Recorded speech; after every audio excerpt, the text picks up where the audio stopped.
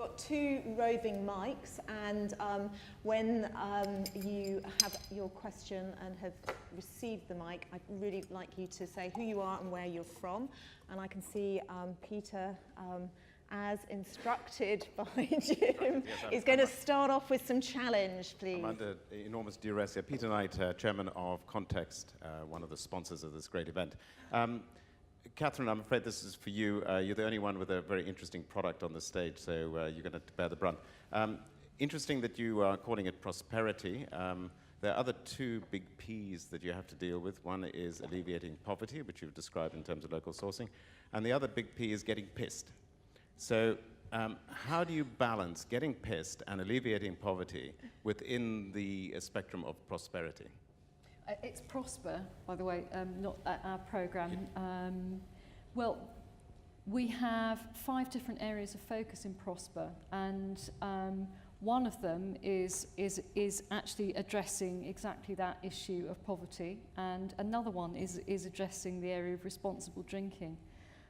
We belong to a global association which includes 14 of the biggest alcohol producers in the world. So all the big names that you'll be familiar with, like Diageo, Bacardi, and the other big brewers as well, are all members of this association. And just around almost exactly 2 years ago, just over 2 years ago, all of those 14 alcohol producers signed up to global commitments around the marketing and distribution and promotion of alcohol, which are all focused on principles around responsible drinking.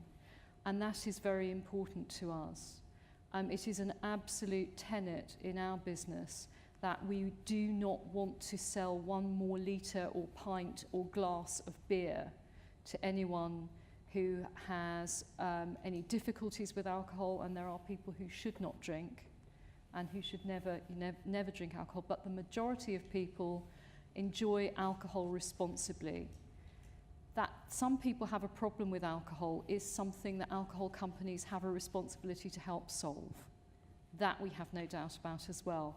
And we are very committed to working both to promote responsibility and make sure that people understand how their engagement with alcohol in their body works and what is the right amount of alcohol for them to drink, and also to work on these tougher issues around people that have real problems with alcohol.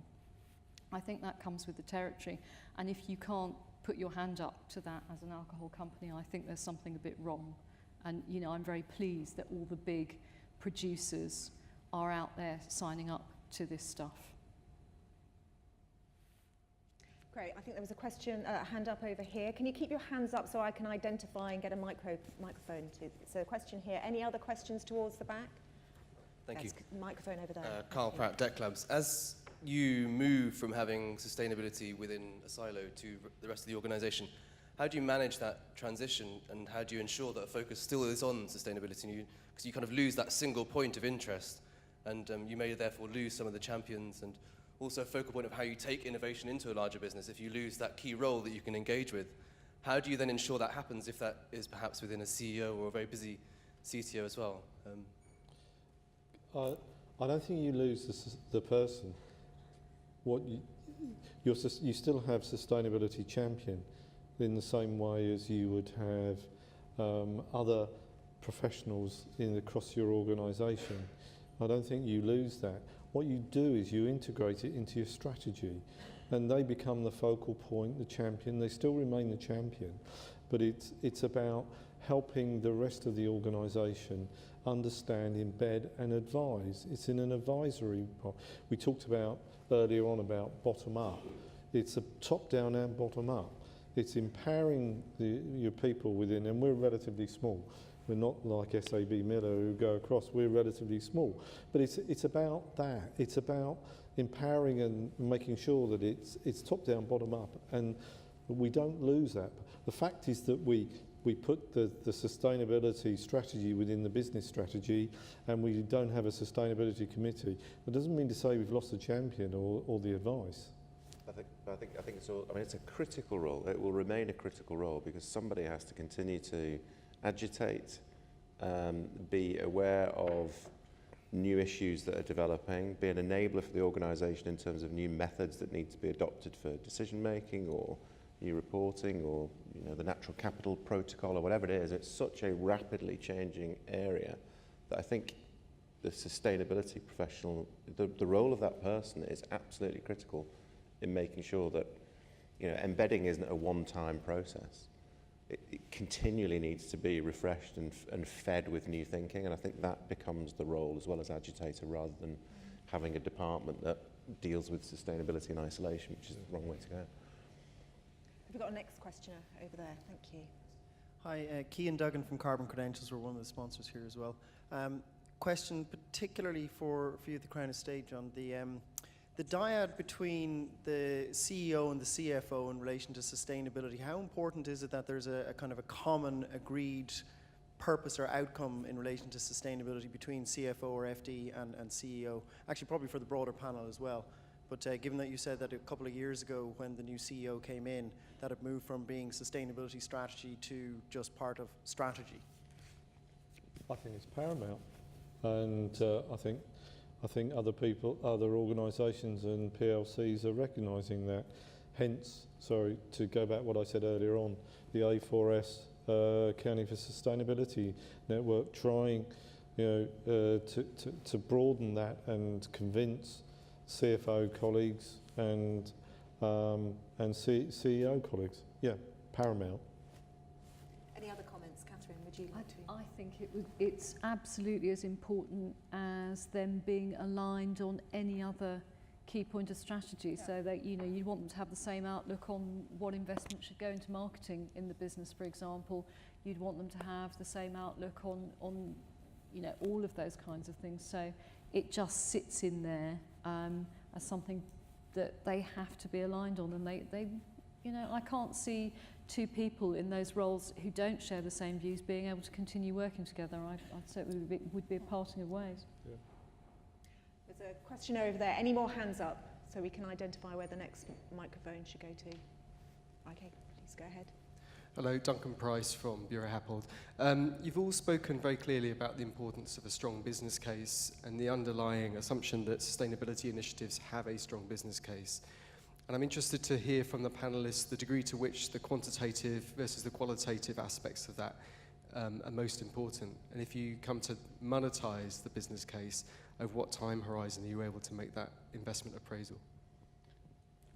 Yeah, monetization's interesting. I'm an accountant by training, so I should really like monetization. But I think there's a role for monetization in certain applications. So at country level, where you're trying to understand the economic impact or dependence on natural assets, policy formulation, I think it can be useful. At company level, I think if you're trying to choose between different investment choices, it can be useful, or in setting strategy to get a sense of materiality. So I think there are places in which monetization can be useful, but I'd really push back on this notion that you need to get something in a spreadsheet in order to do the right thing, and that monetization is the only route to that. I think decision making in this world is more of an art than a science, and we need a cadre of leaders who are capable of taking information from very different sources, including traditional spreadsheet information, and they're able to make balanced judgments based on that. So I don't think monetization is some silver bullet that some people think it should be. It has a useful role, but it shouldn't prevent us from making the right decisions anyway. Most directors, if presented with the right type of information, should be able to make a well-balanced decision based on what the right thing to do is for the business and society and the environment. John, your comments. I think quantitative is much easier than qualitative, and as Steve has said, it's about making sure you've got the framework, the methodologies, and the data that can give accurate monetisation. The qualitative ones are more difficult, and I think there's certainly a lot of work, especially on social capital, which is virtually impossible to quantify. I would agree with what Steve has said. They have got to be part of it, but it is a much more difficult, and the convincing of if you like, CFOs and other people who are there is going to be much more difficult than the quantitative, because CFOs, as Steve has said, as we're accountants, we love frameworks, we love methodologies, and we love spreadsheets, and we love figures. It's more difficult for us to get our heads around the qualitative side. I just wanted to add also the further you're actually embedding, of course, sustainability into your business model, the more difficult, of course, it also becomes, and actually then separately assessing what sort of role and what monetary value you can attach to that. But I think we also as a business, we cannot say, okay, well, our Cradle to Cradle commitment has brought us this much money. I guess it's in the same way that you look at innovation in a company, how much does innovation bring you? But I think you intrinsically know as a business that if you don't innovate, you have a good chance that you won't exist tomorrow. And I think sustainability is another point, and exactly what you said, Stephen, about intrinsically making the right decisions. I think those two things go hand in hand. So any more? Just come in there, I mean, just think, because there are two things that occurred to me around this point, around monetisation. I think there are two opportunities in big businesses where it can be important and it can help win people over. And one is you know, the skeptics, the people who who need to, who still think very commercially in simple balance sheet terms and need to have it. And then, you know, we all know, I think, that there is a lot more to what you want as returns from your business than just that column. But you may not get everybody there without that piece. So it is going to be important to get doubters over the line. And I think in our business, one of the things that we've had to come to terms with is we only have complete control over 60% of the net producer revenue that we make in the group, because we have so many associates and joint ventures.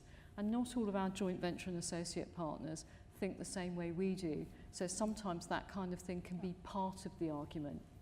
And then the other place I think it's important is around showing results on some of the things that we commit to that deliver on the commitments that we make in these big programs like SAB Miller's Prosper program.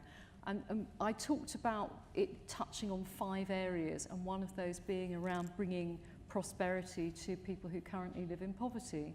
And one of the granular commitments that we've made under that program is that we will bring prosperous livelihoods to 500,000 of people working in our retail chains around the world, largely in Latin America and Africa. And in Colombia and Peru, we've already made a lot of headway on this program. What we're doing there is mostly working with retailers who tend to be single individuals. The whole family often works in the retail outlet. It would be a very simple kiosk type operation. It won't sell very much because they don't have much money to buy many supplies. They typically won't have a bank account. They may not even have a refrigerator in their premises. But through the outreach programs that we're doing in microfinancing for those businesses and for giving them advice on how to operate as a business, we're lifting the way that they operate. We can really track very easily the commercial benefit to the individual retailer, the shopkeeper, to their family and so on. What we can't track as easily, and what sits alongside that, are all of the benefits to the community that they work in, of having a really thriving shop at its heart that people can go to. But we know that we can really show the benefits of that business through the monetised piece. The other piece people may not believe in if we don't have the money bit. So I do think it's important to have those numbers too, to show that you've made a tangible difference to lifting someone from poverty to prosperity. Then your stakeholders will be open to seeing what else you've achieved as a result of that. We look at and on the qualitative side, we have in capitals, under the IRC framework, we rename them into our resources and relationships. So we have our networks and our know-how, and that is quite difficult to actually quantify and actually show. So we are trying to work where we understand it, but there's still a lot of work to be done. Great, thank you. There's another question over there. Thank you. Yes, hi, I'm David Simons from WSP. With your experience of integrating sustainability right throughout your organisations, which functions have been hardest to penetrate and why? Okay, quick answers from each of you, starting with you, Annetta. I guess I think in the first instance design, because it was the biggest challenge, but they're fully on board, and but it was probably the biggest shockwave going through our design department when we first started down this route. So that probably took a bit of convincing. Operational management, because because people felt that CapEx was competing for adding capacity to breweries, quite simply. Should we add capacity? Should we do stuff to clean up the water? Over time, we've shown that doing stuff to clean up the water can be just as good for operational excellence and delivery of money as adding the capacity. From a client perspective, or from an internal EY I'd say perspective? probably corporate finance, M&A, or procurement. I would say our investment managers, because the market didn't build in sustainability and obsolescence as well as it could, but now they're fully on board now. So quick reflections on what changed. I mean, I think, Catherine, you've already answered that, but what were those key moments when the penny dropped that this wasn't going to hinder progress? Going back the other way. Yeah. John. Oh, sorry.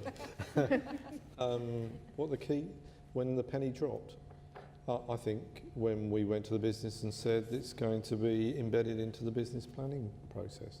I think that when the people then saw that we were really serious about it across things, it broke down silos.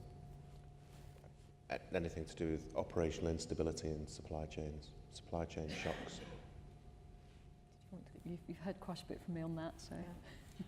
I think the moment that it was known throughout the business that this could also be used as a key innovation driver, I think that's the moment where you also see it not just as a sustainability aspect, but really indeed what it can be, a driver of change, a driver of innovation for your company. So I think that's the moment where most people felt, okay, this could really be a major opportunity for us. Any further questions? There's one over there. Thank you. Good evening, Nagman Khan, Carbon Credentials. Just talking about the future, how far into the future are you planning for now? And how long is too long? I mean, how far is too far that you're not really interested anymore? And how soon is important enough that you're making the business decisions now for? Thank you. Who'd like to take that first? John? When we look at our material issues, we looked what would materially influence the achieving of our strategic objectives, which are, I was going to say 10 years, but they're 8 years now. 8 years, and we looked at a 5-year horizon, but looking out to 8 years, that's what we looked at. I think it depends on the sector. So extractives is going to have a much longer planning horizon than food and beverage, but probably isn't a very satisfactory answer. But if you're in certain sectors like extractives, you need to look 30, 50 years out because that's the returns profile from your assets.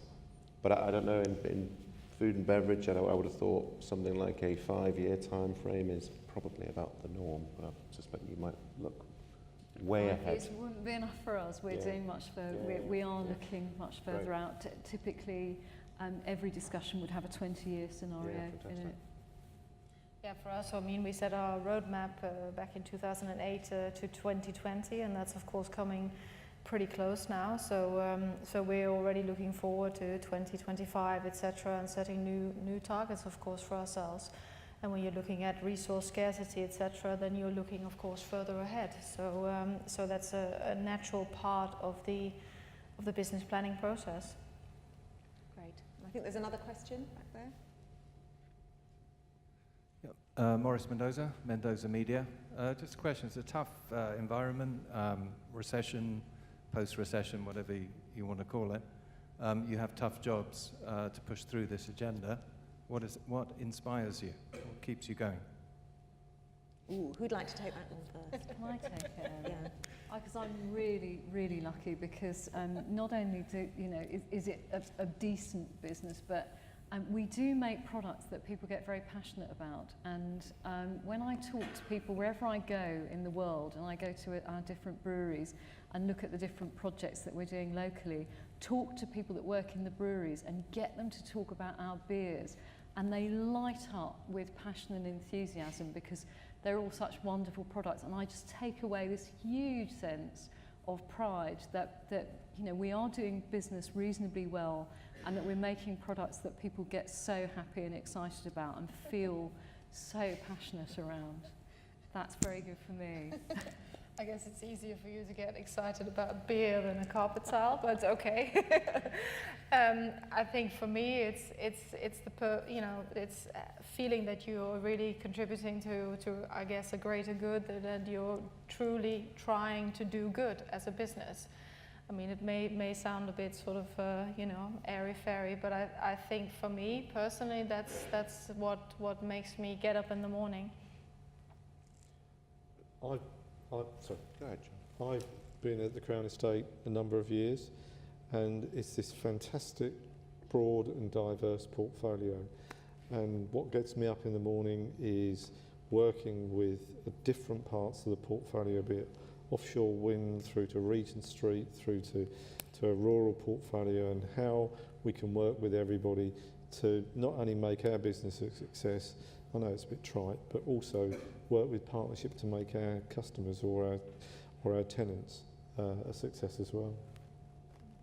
Me, it's probably a couple of things. That intellectual stimulation of trying to do something to help solve such huge problems. But the main reason is my children, actually, which again sounds a bit trite, but I want to have a good answer for them in about 10 years' time when they say, this is a bit messy, what did you do about it? You worked. So that's actually my main driving force. Well, I haven't seen any more hands go up, so if that is the case, I think that is a perfect place to draw this discussion to a close.